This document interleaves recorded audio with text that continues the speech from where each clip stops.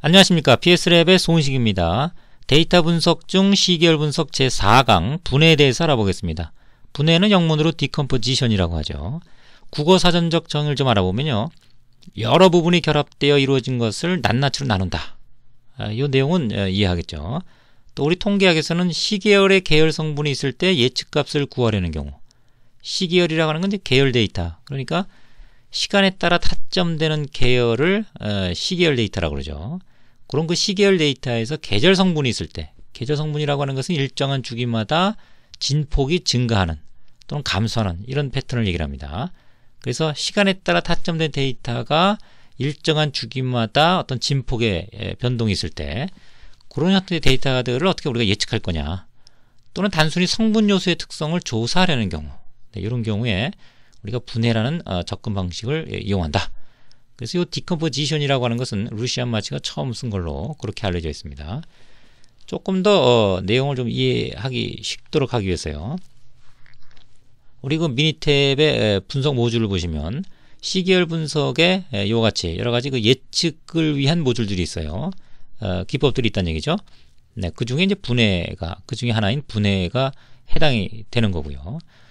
또 그래프적으로는 이게 시계열 데이터죠. 시간에 따라서 이제 데이터가 타점이 되어 있는 형태인데, 점점 증가하는 이런 형태가 이제 추세라고 했죠. 우리 앞 강의에서 설명이 있었습니다. 학습을 했었던 부분인데, 직선으로 증가하면 이제 선형 추세라고 그러고, 2차 함수적으로 증가하면 그것은 2차 추세, 또는 이제 지수 성장, 또 S 형태면 이제 S 곡선 추세, 이런 형태의 학습이 있었습니다. 그래서 증가하는 이런 추세가 있었고, 또 지금 보시면 매년도 12월마다 데이터가 이제 진폭이 증가하죠. 뭐 이런 것들은 연말에 이제 세일이 많아지죠. 이벤트가 많아지니까 소비가 급증하는 뭐 이런 성향을 얘기를 합니다.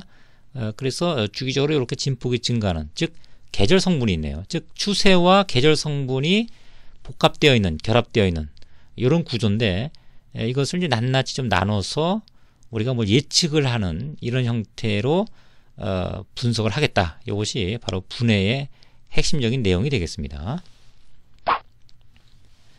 그럼 뭐가 결합되어 있는가? 뭐 그런 부분을 도시적으로 좀 보시면, 일단 이렇게 증폭되는, 주기적으로 증폭되는, 진폭이 증가하는 이런 형태, 또는 감소하는 형태, 주기성을 갖는 것을 계절 성분이라고 그랬습니다. 정확히는 이제 계절 변동 성분 이렇게 얘기하고요. 또 시간에 따라서 증가하거나 이제 감소하는 패턴, 뭐 이런 것들을 추세 변동 성분, 뭐 줄여서 추세 성분 이렇게 얘기합니다. 그 외에 설명이 안 되는 것들이 있어요. 뭐 그런 것들은 이제 불규칙 변동 성분, 줄여서 뭐 불규칙 성분, 이렇게 얘기를 합니다. 그래서 이런 각각들을 우리가 분해해서 해석을 하고요, 또 그들을 재결합을 해서 예측하는 이런 하나의 모델식을 이제 꾸며본다. 이것이 이제 분해의 핵심적인 내용이 된다고 그랬죠. 자, 우리가 이제 분해를, 즉 분해라고 하는 분석법을 진행을 하려면 두 가지 방식이 있습니다. 승법 모델이라고 하는 것이 있고요, 가법 모델이라고 하는 것이 있습니다. 승법 모델이라고 하는 것은 이와 같이 그 계절 성분이 그 진폭이 점점 증가합니다. 진폭이 점점 증가하는 이런 패턴이에요. 예를 들면 97년도부터 2002년도에 미국에서 그 DVD월 판매 수를 월별로 그 시계열 자료화한 그래프죠. 월별로 타점해 가는데, 이것이 진폭이 점점 증가하는 이런 패턴을 보입니다. 뭐 이런 형태를 우리가 모델링 하려면 승법 모델이라고 하는 접근법을 쓴다는 얘기입니다. 뭐 가법 모델은 이런 진폭이 없는 경우에 해당됩니다. 그것은 뒤에서 또 별도로 설명이 있겠습니다. 그럼 우리가 예측을 위해서 어떻게 모델링을 할 것인가? 바로 이와 같이 추세 성분, 순수하게 증가하거나 감소하는 뭐 그런 어떤 모델이 있고요. 또 그 다음에 계절 성분, 일정한 주기마다 진폭이 증가하는 또는 감소하는 뭐 이런 패턴을 얘기합니다. 뭐 그런 어떤 개념들의 성분들을 우리가 따로따로 분해해서 곱을 하게 되면 특정 시점에 관측치를 예측하게 되는 뭐 이런 구조가 되겠습니다. 네, 우선 설명을 좀 원활하게 하기 위해서요, 사례를 좀 들어보겠습니다. 우리 교재를 보면 211페이지인데요. 미니탭 그 .com이라고 하는 사이트에 들어가면 타임 시리즈 그 디컴포지션, 분해에 대한 사례를 하나 넣은 게 있습니다. 그 상황이라고 적어 놓은 것이 이제 번역해 놓은 건데요. 에어컨을 판매하는데 분기별로 그 판매량을 타점을 해놓은 거죠. 첫 번째 겨울부터 시작을 합니다. 그래서 겨울의 판매량, 뭐 봄의 판매량 이렇게 되겠죠. 특히 이제 여름의 판매량이 이제 증가하는 그런 기본 구조를 갖고 있게 되겠습니다. 그래서 이것을 이제 하나의 주기를 갖는다고 볼 수 있겠죠. 우리가 보통 보면 4개의 계절이 1년이니까 그래서 그것을 우리가 시계열 데이터 자료에서는 분석에서는 계절 주기라고 합니다. 시즈널 사이클이 1년이 되겠죠. 그래서 시즌 1 그러면 이제 지금 같은 경우는 겨울이 되고요. 시즌 2 그러면 이제 봄이 되고 이런 구조가 되겠습니다. 또 계절 길이라고 하죠. 시즈널 랭스는 4개씩 현재 분기마다 4개씩 묶어 나가야 되니까 4라고 하는데 우리가 미니탭에서 분석을 하시려면 이 시즈널 랭스 한 번씩 묶어야 되는 개수는 몇 개냐 이렇게 이제 물어보게 되는 난이 있습니다. 거기 이제 4라고 입력을 해야 되게 되겠습니다. 그래서 이걸 데이터를 그래프로 좀 그려보면 이와 같이 여름에 판매량이 좀 증가하는 그런 어떤 주기성을 갖죠. 이것이 아까 말씀드린 이제 계절 성분이 되겠고 또 약간 어떤 증가하는 그런 성향을 보입니다. 이것이 트렌드가 되겠습니다. 그래서 우리가 1차적으로 분석을요, 이 증가하는 이런 경향, 추세 변동이라고 했습니다. 이런 부분들을 이제 분해내는 그런 작업이 있게 되겠고요. 또 여름에 이제 판매량이 높아지는 이런 계절 변동이 있습니다. 계절 변동 성분. 이것도 이제 분해해서 앞서 얘기했던 그런 모델식에 넣어서 예측을 하는 전체적인 모델링을 하는 그런 접근법이 이후부터 진행이 되겠습니다. 자, 우선 승법 모델 첫 번째 내용을 좀 보면요. 우선 그 경향이죠. 이게 증가하는 이런 패턴에 대해서 해석을 하는 첫 번째 시도가 있게 되겠습니다. 그래서 이것은 시계열 어떤 우리 분석이라고 제목을 좀 붙여놨습니다만 회귀 분석에 해당됩니다. 단순 회귀죠. 즉 X 하나 이제 Y 하나가 대응하는 그런 관계가 되겠습니다. 그래서 요 순수하게 증가하는 이런 패턴에 대해서는 단순 회귀가 되고요. 그런데 우리 Y만 이렇게 나와 있는데 X는 어디 있죠? 네, X는 이제 인덱스라 그래서 요 데이터 하나하나를 숫자를 부여합니다. 그래서 1, 2, 3, 4, 5, 6, 7, 8, 9, 10 이렇게 해서 전체 데이터가 16개니까 1부터 16까지의 X값들이 존재한다고 볼 수 있는 거죠. 그래서 그 X와 그 Y의 어떤 그 타점을 가지고 직선식을 만드는 겁니다. 이것은 이제 회귀 분석이죠. 단순 회귀 분석입니다. 그럼 여기에 해당되는 요 절편, 그 다음에 요 기울기는 어떻게 만들어집니까? 이것들은 우리 확증적 자료 분석의 제 10강을 보시면 회귀 분석에 응용해서 이 개수를 이제 추정해내는 방법을 최소 제곱법이다 해서 그 내용을 하나하나 단계적으로 설명을 해 놓았었습니다. 필요하신 분들은 확증적 자료 분석의 10강의를 청취하시면 상세 내용이 있으니까 참고하시고요. 여기서는 별도의 설명은 생략을 하도록 하겠습니다. 그래서 인덱스와 이 Y 데이터를 가지고 직선식을 만들면 바로 이런 y는 22.2 플러스 0.652941 곱하기 t 시간이라고 하는 요 1차 방정식을 우리가 얻을 수가 있게 되겠습니다. 그래서 요 1차 방정식 이건 순수하게 직선에 대한 내용이니까요. 여기에다가 1과 2, 3, 4 이런 식으로 인덱스를 넣어가면 그것이 이제 fitted value죠. 적합값, 이론값입니다. 그래서 요 이론 하나하나의 값들에 대해서 적어놓은 것이 바로 요 표에서 맨 밑에 있는 행이 되겠습니다. 요 의미는 뭐죠? 원래 이제 직선적으로 우리가 따지면 22.85가 돼야 되는데 실제는 이제 계절 변동 때문에 10이라는 데이터가 나와 있다는 얘기죠. 특히 이제 여름 같은 경우는 이제 43이라는 그런 값이 있는데 이론적으로는 추세 시기에 의해서는 이제 24.16 이렇게 되겠죠. 현재로서는 요 식을 갖고 계절 변동에 있는 요 값을 추정해내기는 상당히 어렵습니다. 하지만 일단 그 하나의 그 분해된 값을 우리가 얻었다는데 1차적인 의미가 있다고 보겠습니다. 다음은 이제 추세 제거, 디트렌드라고 합니다.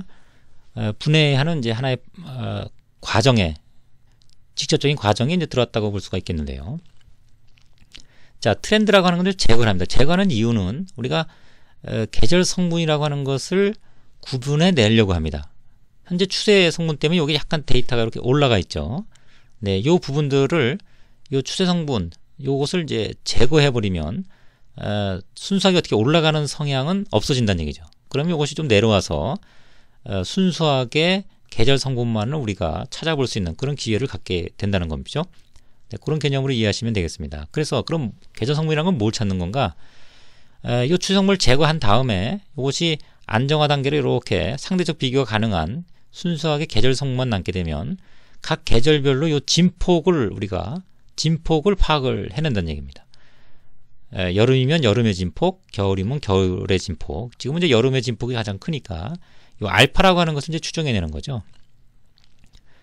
그러면 향후에 다음에 이 여름의 판매량을 예측하려면 그러면 어떻게 됩니까? 직선에 따라서 요 다음 여름의 추세값을 알아내고 그 다음에 우리가 지금 앞으로 진행할 그런 그 계절 성분의 요 진폭 여름은 알파3를 곱해야 된다라는 걸 알았으면요. 여기에 알파3를 곱을해줘서 네, 순수하게 여름에 얼만큼 다음 여름에 판매가 이루어질지를 예측하는 그런 모델링이 가능해진다는 얘기죠. 그래서 지금 이제 요 값까지는 이제 구했으니까 이후부터는 요 계절 성분이라고 하는 요 값들의 내용들을 분해내는 작업으로 일이 진행이 되겠습니다. 그러려면 요 트렌드라고 하는 부분을 제거를 하겠다라는 그런 방식이 바로 D 트렌드가 되겠습니다. 네, 그 내용을 좀 보면요. 자, D 트렌드라고 하는 것, 즉 트렌드를 좀 없애버리려면, 즉 계절 성분을 우리가 분해내려면요. 앞서서 우리가 적합값을 구했었죠. 네, 그 적합값이라고 하는 부분을 자, 이와 같이 22.85를 1로 보는 겁니다. 즉 22.85를 1로 봤을 때 상대적으로 10이라는 실제 값이 얼마냐? 그 얘기는 뭡니까? 요 각각에 대해서 요것을 1로 봤을 때 상대적으로 요것은 얼마인지, 즉 각각을 1로 봤을 때 실제 데이터는 얼마인지 상대적인 비교를 우리가 할 수가 있게 되겠고요. 그렇게 얻은 값을 D트렌드 데이터라고 합니다.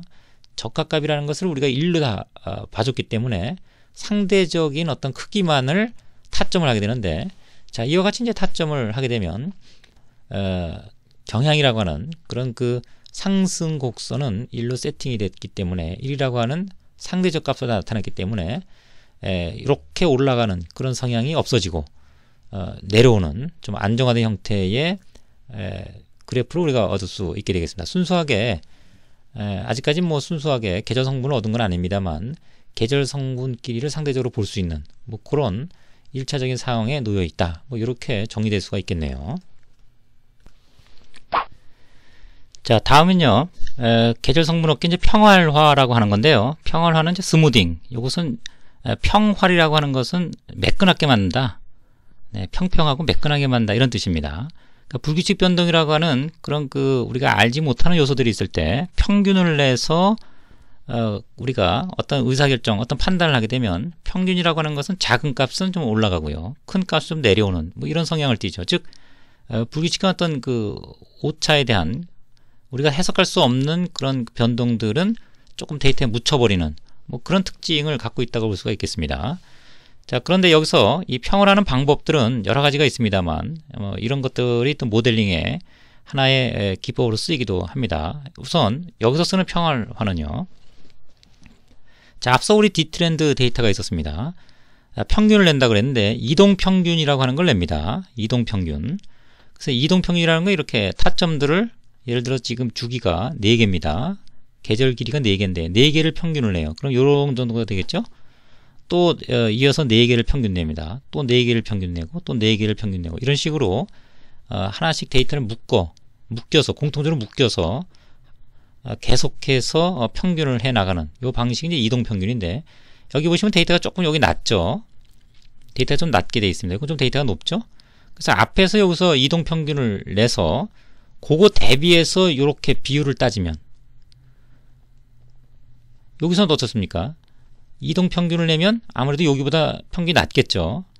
그 상태에서 요걸 또 대비해서 상대적으로 값을 구하면 여기는 이동평균이 낮기 때문에 요 값은 조금 더 증가하는 그런 성향을 띠고요. 여기는 이동평균이 높기 때문에 요 정도 되겠죠? 높다 그러면 그거 대비해서 또 그걸 기반으로 해서 요 값을 또 비율을 따집니다. 그러면 이건 평균이 높으니까 높은 값으로 요 값을 나눠주니까 실질적인 요 값은 좀 낮춰지는 이런 성향을 띌 겁니다. 여긴 조금 증가하는, 즉 각 계절별로 값들이 밸런싱 되는, 이렇게 맞춰지는 이런 구조를 갖게 됩니다. 뭐 그 상태에서 계절별 이제 우리가 알파를 구할 수가 있게 된다는 얘기죠. 자, 이것을 우리가 수리적으로는 이렇게 따집니다. 우선 그 4개니까 4개를 평균을 내는데요. 그때 홀수면은 상관없어요. 홀수면은 이렇게 3개 평균 내서 그 가운데 값을 넣어주면 됩니다. 또 이렇게 평균 내서 그 다음에 값을 넣어주면 되죠. 그런데 지금은 4개란 말이죠. 짝수면은 요 사이에 요 값이 넣어줘야 되는데 여기 못 들어가죠. 그래서 하나 더 밀어서 그 다음 또 평균을 또 내줍니다. 그러면 처음 평균 낼 때는 여기에 값이 들어가야 되는 거죠. 가운데 값이니까. 그 다음에 요거 평균 내면 여기에 들어가는 거죠. 그래서 여기와 여기 사이에 또 평균을 내니까 세 번째에 첫 번째 데이터가 들어가는 겁니다. 이것은 이제 중심 이동 평균이라고 그래요. 짝수인 경우는 이런 식으로 이동 평균을 계산을 합니다. 지금은 짝수기 때문에 4개하고 4개에서 그 평균을 세 번째 요 위치에다가 입력을 하게 되겠죠.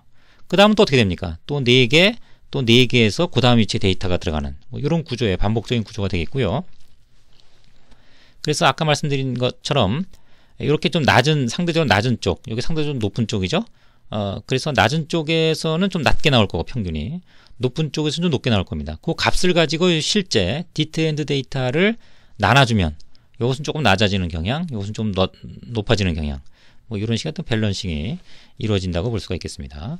그 내용을 그 데이터로 보면, 자, 일단 중심 이동 평균은 이와 같이 아까 말씀드린 대로 4개 평균 내고 또 4개 평균 내고 그것들의 평균을 가지고 세 번째, 첫 번째 위치에 데이터가 들어간다, 이렇게 볼 수가 있겠고요. 그래서 반복적으로 물려 들어가서 이동 평균을 계산하게 되면 중심 이동 평균이라고 그랬죠. 요 같은 데이터를 얻게 됐습니다. 그래서 결측치가 앞에 2개, 뒤에 2개 이렇게 형성되는 경향을 이제 보이게 되겠습니다.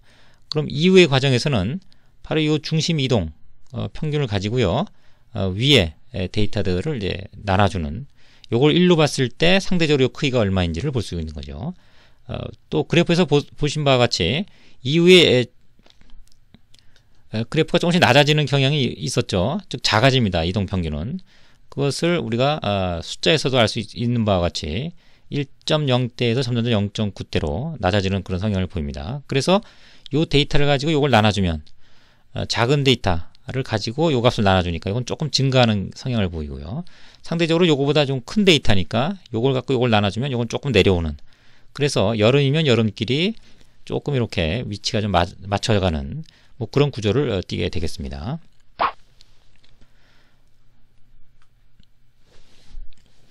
네, 그래서 요 데이터를, 즉 그 중심 이동 평균 그 값을 가지고 앞서 추세를 제거시킨 그런 진폭만 있는 그런 데이터를 나눠주면 요걸 1로 보고 요 상대적인 값을 보는 거죠. 네, 그랬을 때 우리가 이런 값들을 얻을 수가 있는데 이것을 raw seasonals, 평활된 자료다, 이렇게 언급을 하게 되겠습니다. 그래서 보시면 이제 여름별로 1.704죠. 또 여름에 이제 1.670, 또 여름에 1.665 이와 같이 유사한 값들로 보여지게 되겠습니다. 네, 그래프로 보면 앞서 그 디트렌드 데이터 추세를 제거시킨 그런 형태는 약간 이렇게 감소하는 패턴을 보였었는데, 앞서 우리가 이동 평균을 가지고 그것을 다시 기반으로 해서 1로 보고 상대적으로 높이를 측정하니까 조금 낮은 데이터들은 좀 올라가는 성향을 띠고요. 그래서 밸런싱이 좀 맞춰지는 그런 구조를 보여주고 있겠습니다. 자, 이제 뭐 알파를 얻는 과정이 되겠습니다. 자, 어떻게 그럼 계절별로 앞서 초반에 말씀드렸던 그 알파를 어떻게 얻을 것인가? 우선 평활된 자료가 유사한 값들이 각 계절별로 나와 있죠. 예를 들면 지금 이제 겨울이단 말이죠. 처음이. 그러면 겨울이 0.425, 그 다음이 0.472, 그 다음이 0.499입니다. 이 값들은 이제 중앙값을 구해요. 또 대표값을 구하는 거죠. 그래서 그 중앙값을 계절별 중앙값 여기 0.472에 위치를 시킵니다. 또 봄은 봄에 대해서 봄이 지금 보면 이건 결측치니까 없고요. 1.261 또 1.212 또 1.210 이렇게 돼 있죠. 요것의 중앙값을 가지고 또 1.212 여기다 갖다 놓습니다. 이런 식으로 각 계절별로 중앙값을 갖다 놓으면 그리고 그 값들은 뭡니까? 중앙값을 갖다 놓은 거니까 다 동일하게 반복적으로 입력이 되는 뭐 그런 구조가 되겠습니다. 자, 이렇게 중앙값을 얻어 놓은 다음에 마무리를 합니다. 어떻게 하냐면 중앙값을 가지고 이걸 또 평균을 내요. 그래서 평균 대비해서 상대적인 값들을 구합니다. 이 하나의 계절 주기 내에서 평균을 구한 다음에 그것을 1로 보고 그 평균을 1로 보고 평균을 1로 보고 각각의 상대적 크기를 잽니다. 그러면 어떻게 됩니까? 알파 값을 구하는 거죠. 계절별로. 즉 겨울은 알파 1이 0.474 봄은 1.217 상대적으로 또 여름은 1.684 그러니까 겨울에 비해서 여름은 그 진폭의 정도가 요거로 나눠주는 한 4배 정도 되는 3.5배 되는 그런 구조의 진폭을 갖게 된다는 얘기죠. 이와 같이 한 주기 내에서 각 계절별 상대적인 진폭을 구하게 되는데 이것이 이제 알파가 된다. 그래서 이걸 계절 변동 지수다. 이렇게 설명을 하게 되겠습니다. 맨 처음에 모델식을 말씀드렸었죠. 특정 시점에 우리가 예측을 하기 위해서 계절 변동이라고 하는 그 계절 변동 지수 곱하기 그 다음에 추세에 대한 어떤 그 값 이렇게 곱을 해서 예측값을 마련한다. 이런 모델링을 설명드린 적이 있었는데 이제 그때 써먹을 수 있는 그런 알파가 되겠습니다. 뭐 기본적인 활용 예는 뒷장에서 설명을 드리도록 하겠습니다. 근데 이 계절 변동 지수는 또 다른 용도로도 씁니다. 이건 이제 별도의 용도인데 예측 용도가 아니라 우리가 상황을 이제 분석을 할 때 우리가 그 용어 정의에서 특별 성분을 우리가 해석을 할 때 또 별도로 쓴다 뭐 이렇게 언급을 한 적이 있었습니다. 그래서 이거를 계절 변동 조정용이라고 하는 용도로 쓸 수 있다는 얘기죠. 예를 들면 설 같은 경우에는 특정한 시기죠. 매년 일정하게 발생하는 것이 아니라 설 때문에 발생되는 구정이죠. 뭐 추석 이럴 때 발생되는 그 소매 증가 패턴이 있습니다. 뭐 이런 부분들은 하나의 그 특수한 이벤트로 보기 때문에 이것을 우리가 포함을 시켜서 해석할 필요가 없을 수도 있어요. 이런 경우는 이걸 좀 제거시켜야 되는데 그럴 때 이것을 이제 계절 변동 조정이다 이렇게 얘기하는 거죠. 그럼 어떻게 이것을 제거를 하는가? 이 계절 변동 지수 앞서 얘기했던 그 알파라고 하는 값을 원 데이터로 나눠줘요. 원 데이터를 가지고 그거를 나누기 계절 변동 지수 이렇게 해버리면 그리고 그 값을 타점을 하면 변동이 없어져 버리니까 이와 같은 그 시계열과 유사한 여기 이제 트렌드가 이제 시계열돼 있다고요. 그 다음에 변동성을 계절 변동을 없애버린 그 값이 바로 요 de-seasoned 데이터라고 합니다. 그것을 요 타점을 나타내는데 바로 그 추세와 비슷한 성향을 띠는 거죠. 이런 변동폭들이 없어졌다는 얘기입니다.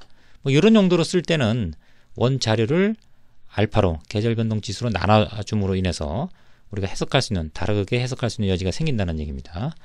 자, 이것이 아니고 예측용으로 할 때는 앞서 우리가 진행했던 내용과 연계돼서 이와 같은 모델링이 이제 가능한 거죠. 즉 T는 19 타점이 우리가 갖고 있는 데이터가 하나 둘 셋 넷 해서 전부 요까지입니다. 그런데 다음 여름은 봄, 겨울, 봄, 여름 여기 19번째의 타점이 되겠습니다. 그래서 19번째 타점을 추세 성분이라고 우리가 1차 회귀방정식을 만들었었죠. 거기에 이제 T에다가 19를 집어넣고 그 다음에 우리가 알파가 여름이 1.6837이었습니다. 앞서 우리가 알파가 여름이 최종적으로 684죠.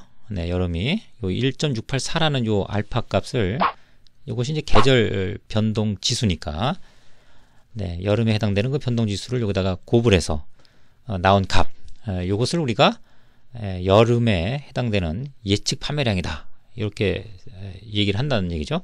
미니 탭으로 들어가면요 분해에 들어가면 우리 데이터 16개 판매량 컬럼을 입력을 하고요. 계절 길이는 4개라고 그랬습니다. 현재 데이터는 이제 추세하고 이제 계절 성분을 같이 보기 때문에 모형에는 같이 보겠다. 요 두 가지를 같이 보겠다. 이런 뜻이고요. 그 다음에 승법, 시간대별로 증폭이 점점 커진다. 근데 실질적으로는 증폭이 커지지는 않죠. 그래서 가법 모형으로도 분석할 수 있는 그런 어떤 패턴이 되겠습니다. 승법을 하겠다. 이렇게 되는 거고, 예측은 우리가 다음 요 시점부터의 겨울, 봄, 여름이니까 다음 세 번째 타점을 우리가 예측하겠다. 이런 정보를 입력을 하게 되면 지금과 같은 이런 유사한 데이터를 얻게 되겠습니다. 실질적으로는 이제 57.4637 이렇게 나오는데요. 뭐 미니탭에서는 이것은 이제 오차 때문에 발생하는 거다. 뭐 이렇게 설명을 하고는 있습니다. 네, 다음은 가법 모델에 대해서 알아보겠습니다. 이것은 보시는 바와 같이 진폭이 일정한 형태를 띄우는 어떤 경향을 보여줄 때, 뭐 추세가 있건 계절적 변동은 동일하게 있습니다만 진폭의 형태가 이제 유사할 때 씁니다. 물론 앞에서 우리가 설명드렸던 에어컨의 판매량도 이와 유사하게 볼 수가 있습니다. 그래서 가법 모델로 진행해도 무리는 없겠습니다. 자, 이것은 미국에서 92년 1월부터 2002년 5월까지 상품 매장에서 소매 판매한 그런 패턴을 보여줍니다. 시계열 데이터인데요. 이와 같이 이제 일정한 어떤 그 패턴, 진폭을 보여주고 있죠. 그래서 이런 형태는 이제 가법 모델이 이제 적합한 구조를 띈다고 볼 수가 있겠습니다. 자, 동일하게 우리 그 에어컨 데이터를 가지고 좀 보겠습니다. 적합값이라고 하는 것은 동일한 1차 회귀 방정식이니까 동일하게 나오고요. 그런데 여기서 차이점은 D트렌드, 요 성분, 계절 성분을 우리가 분해내기 위해서 이 경향, 1차의 어떤 그 트렌드 데이터를 빼준다 그랬죠? 그때 우리는 아까 나눴었는데 적합값을 실제값으로 이제 적합값을 나눴었죠? 근데 지금은 가법 모형에서 이걸 빼줍니다. 그래서 네, 실제값에서 이제 적합값을 빼주는, 나눠주는 게 아니라 이제 빼주는 이런 구조가 이제 차이점이면 차이점이라고 볼 수가 있겠습니다. 그래서 트렌드를 뺀 요 D트렌드 데이터를 얻었고요. 자, 그 다음에 그 D트렌드 데이터를 가지고 뭐 동일한 과정으로 진행을 합니다. 이와 같이 4개씩 묶어서 네, 중심 이동평균을 또 계산을 합니다. 그랬을 때 동일하게 짝수기 때문에 앞에 2개와 마지막 2개는 이제 결측치가 되고요. 자, 이 상태에서 또 평활된 자료를 또 얻죠? 앞서서는 이제 요걸 1로 보고서 나눠줌으로 인해서 각각의 진폭을 좀 평준화시키는, 밸런싱하는 뭐 그런 과정이었다 그러면 여기서는 그렇게 구하지는 않고요. 나눠주지 않고 D트렌드 데이터, 트렌드를 없앤 데이터에서 이동평균 요것을 빼줘서 평활된 자료, 부규칙 변동을 제거한 그런 형태의 로우 시즈널스 데이터를 확보를 하게 되겠습니다. 네, 다음은 그 평활된 자료는 이제 계절별로 예를 들면 겨울이다 그러면 겨울에 대한 중앙값을 얻습니다. 이같이 중앙값을 얻고 또 봄이면 봄에 대한 중앙값, 여름이면 여름에 대한 중앙값을 얻은 다음에 그 다음에 이제 요 평균을 또 낸다 그랬죠? 내고 평균을 내서요.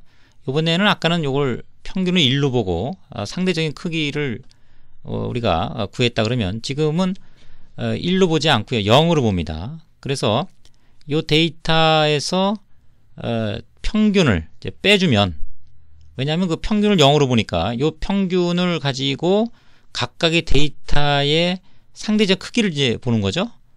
그럼 그 갭이 얼마큼 되느냐 이거죠. 그래서 그 실제 계절별 중앙값에서 이제 평균을 빼주는 뭐 이런 구조로 계산을 하게 되면 상대적인 어떤 크기가 나와요. 그래서 계절별 상대적 크기를 우리가 구하게 되면 이것은 동일하게 중앙값을 가지고 반복적으로 일어났던 값들이고요. 그러니까 역시 동일한 형태의 상대적 크기가 각 계절 주기별로 이제 만들어지는 거죠. 이렇게 봤을 때 이제 계절 변동 지수는 계절별로 마이너스 14.844, 봄 같은 경우는 6.406 이런 식으로 이제 마련이 됩니다. 상대적 크기니까 몇 배가 더 진폭이 큰지 뭐 이 상태에서 서로 비교할 수가 있게 되겠습니다. 또 추가적으로 앞서 말씀드린 것처럼 어떤 특수한 어떤 분석의 목적 때문에 이 계절 변동의 데이터를 빼버리고 싶다. 그럼 원래 데이터에서 앞서 금방 우리가 계산했던 이 계절 변동 지수를 빼주면 이 진폭에 대한 데이터들이 사라져버리기 때문에요. 우리가 앞서 얘기했던 트렌드 데이터와 비슷하게 되는 이런 양상을 띱니다. 그래서 특수한 어떤 그 이벤트가 있는 그런 데이터들을 제거하고 분석을 할 때는 이와 같이 디시즌드 데이터를 얻어서 진행을 하는데, 우리는 이것은 아니고요. 예측용으로 쓰기 때문에 포함을 시켜서 진행을 합니다. 그래서 가법 같은 경우는 이와 같이 추세 성분 더하기 계절 성분, 이렇게 덧셈의 구조로 되어 있고요. 또 여름에 19번째 타점의 판매량을 우리가 예측하고 싶다. 그러면 직선 회귀방정식에 19를 집어넣고, 그 다음에 그 여름의 어떤 진폭을 우리가 설명했던 계절 변동 지수가 있었죠? 그 지수를 더해서 실질적인 예측값을 이제 만들어낼 수가 있다는 얘기죠. 아까보다 값이 조금 좀 증가하는 그런 성향을 띠네요. 또 판매량 같은 경우는 계절 길이가 4개고요.